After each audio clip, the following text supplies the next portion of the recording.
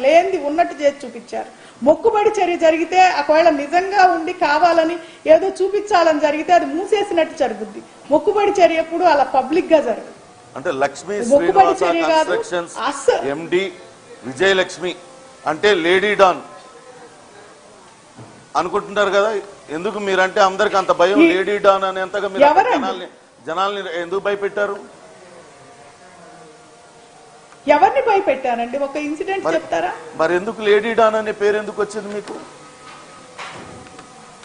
అసలు ఆ పేరు వచ్చింది అని ఇప్పుడు ఈ రోజు మీరు చెప్పేదాకా నాకు తెలియదు. ఎవరు పిలుస్తున్నారు, ఎవరు అంటున్నారు, అసలు ముందు ఫస్ట్ అసలు ఎక్కడ జరుగుతుంది ఇది మీరే చెప్పాలి. ఇదంతా ఫస్ట్ టైం నిన్న నేను మీడియాలో చూసి నేనే అసలు ఇప్పుడు ఒక మనిషికి తెలియని మనిషిని మీరే చెప్పాలి అని అంటే నేనేం చెప్పగలుగుతాను? మీడియానే లేడీ డాన్ అనేసింది. మీ మీద కదండి, మిమ్మల్ని ఇట్లా అందరూ అనుకుంటున్నారనే మేము అడుగుతున్నాం. ఎందుకు అనుకుంటున్నారు మీ గురించి అంతలా అని? మాకు నిన్నటి వరకు మాకెవరో లక్ష్మీ శ్రీనివాస విజయలక్ష్మి గారు ఎవరో తెలియదు. ఇప్పుడు అంతా బయట చర్చ జరుగుతుంది కాబట్టి మీ దాకా రావాల్సి వచ్చింది. మిమ్మల్ని అందుకే అడుగుతున్నాం. జనాలకి మీరు క్లారిటీ ఇవ్వండి. మీరు ఎటువంటి తప్పు చేయలేదు, బఫర్ జోన్ లో నేను కట్టలేదు. ఇప్పుడు 15 మంది కస్టమర్లు అయితే నష్టపోయినట్టే కదా. మీ దగ్గర నుంచి విల్లాలు కొనుగోలు చేసిన వాళ్ళు అయితే నష్టపోయినట్లే కదా. కంపల్సరీ వాళ్ళు నష్టపోయినట్టే, నేను నష్టపోయినట్టే. భూమి నేను కొనుగోలు చేశాను. విల్లాలు కట్టకూడని భూమిని కొనుగోలు చేయరు కదండి. ఆ కొనుగోలు చేసినందుకు నష్టపోయినట్టే. ఈ రోజు భూమి ఎందుకు పనికిరాదంటున్నారు. ప్లస్ విల్లాలు అక్కడ ఉన్న కన్స్ట్రక్షన్ చేసిన తర్వాత అవన్నీ డిస్టర్బ్ అయినాయి.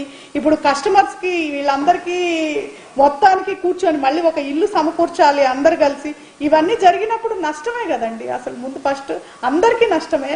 నష్టం పరంగా చూస్తే మళ్ళీ ప్లస్ ఎమోషన్ పరంగా చూస్తే ఒక ఇల్లు ఉన్నోళ్ళు సడన్ గా ఆల్ ఆఫ్ ఇల్లు లేకుండా పోవడం అనేది అది మోరు ఇబ్బందికరమైన విషయం. కాబట్టి ఆ రోజు నాకు చేతనైంది చేశాను. కానీ ఇందాక మీరు అడిగిన ఫస్ట్ క్వశ్చన్ లోనే మీరు కోర్టుకు వెళ్ళారు అంటే సేమ్ ఇది ఈ నష్టము అనే దాన్ని ఎలా చెయ్యాలి, ఆ ఆర్డర్ లో చేద్దాము అనే పాజు కోసము గవర్నమెంట్ తోటి అప్పుడు ఇమీడియట్ గా నాకు నేను వెళ్ళి రంగనాథుని గారిని కలిసే ఇది లేదు. కాబట్టి ఇంకొక రెండో ఆప్షన్ తప్పించి ఇందులో వేరే ఎలా ఉంటదంటే ఏదీ లేదు.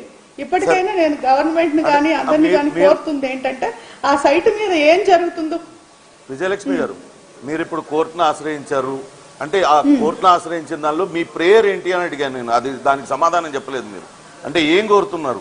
ఇకపై ఎటువంటి కొరసివ్ యాక్షన్ తీసుకోకూడదనా, లేకుంటే ఆల్రెడీ కూల్చివేశారు దానిపైన నష్టపరిహారం ఇమ్మని అడిగారా, లేకుంటే అది బఫర్ జోనా కాదా తేల్చాలని అడిగారా, ఏం అడిగారా? ఆ రిట్ పిటిషన్లో ఏంటి మీ ప్రేయర్ ఏంటి?